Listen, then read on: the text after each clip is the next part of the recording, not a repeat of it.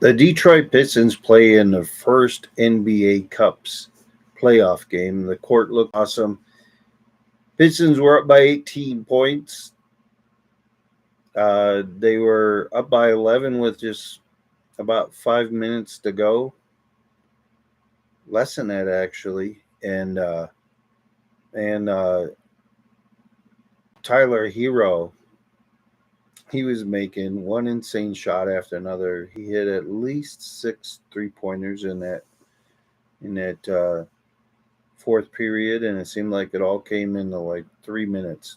And uh, we send it to overtime, and there's some things I want to talk about. The referees swallowed their whistle so many times against the Heat.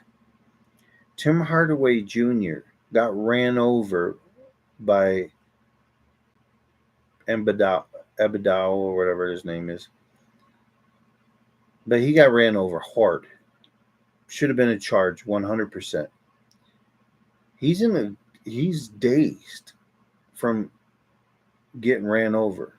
He gets up, he fights, he gets run over again, and then he gets a knee in the back of the head from Jalen Duren. So hopefully, and I pray that he's okay. But there's blood on the court. You can check some of the videos that I have here on that. As I was watching the game, I made some short little videos of some of this. There was also another play, and I can't remember the player's name, but he went from the top of the key, at least, where he didn't have control of the ball. And he's like fumbling it, but he's running. He got like 6 7 steps in. Everybody in the crowd knew it was a travel. Yet 3 referees that get paid a real good living can't make that call. And then in overtime, Cade Cunningham drives. He's getting hacked on the arms, all across the arms. No call.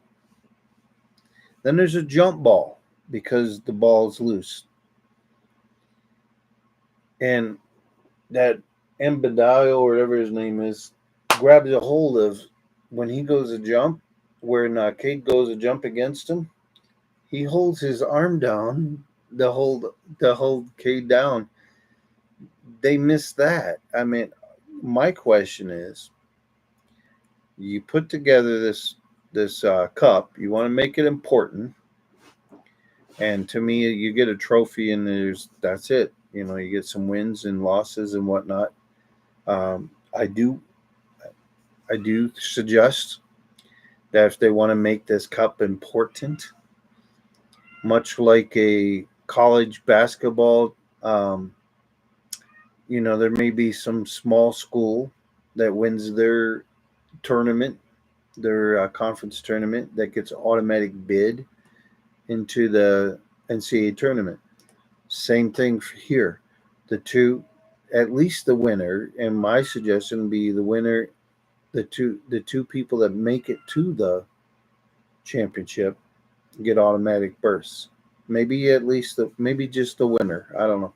You got to have two to kind of perhaps, but or just say at least have the one, and then figure out a different wild card system for, depends on which conference that's from. You would eliminate another team. But there should be, the winner of that should get a playoff berth on it. And they may be a playoff team, but if they miss the playoffs, you know, not having this, make it count for something, right? But anyway, the referees are totally blowing this call, blowing this whole game.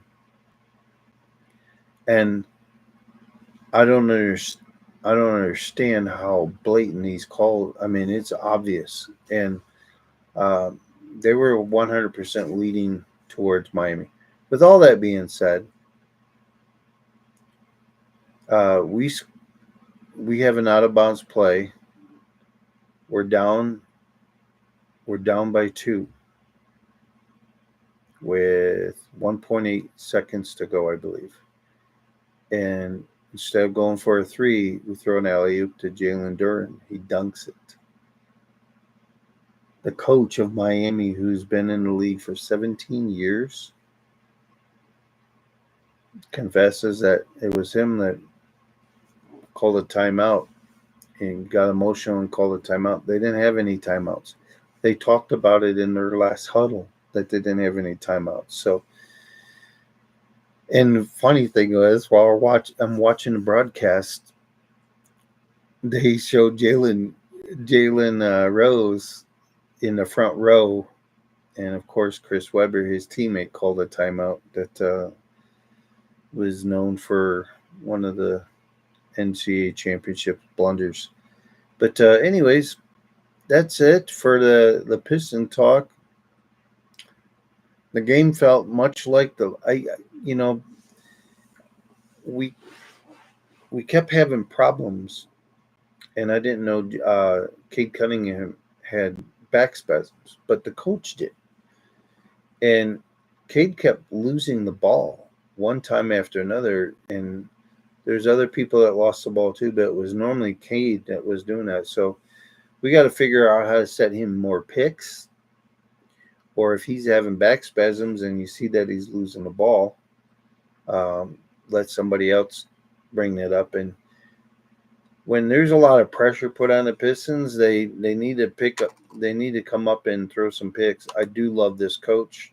I mean, I don't say that lightly. I normally pick things, but man, this guy is just he's got a great basketball mind, and he's got great character.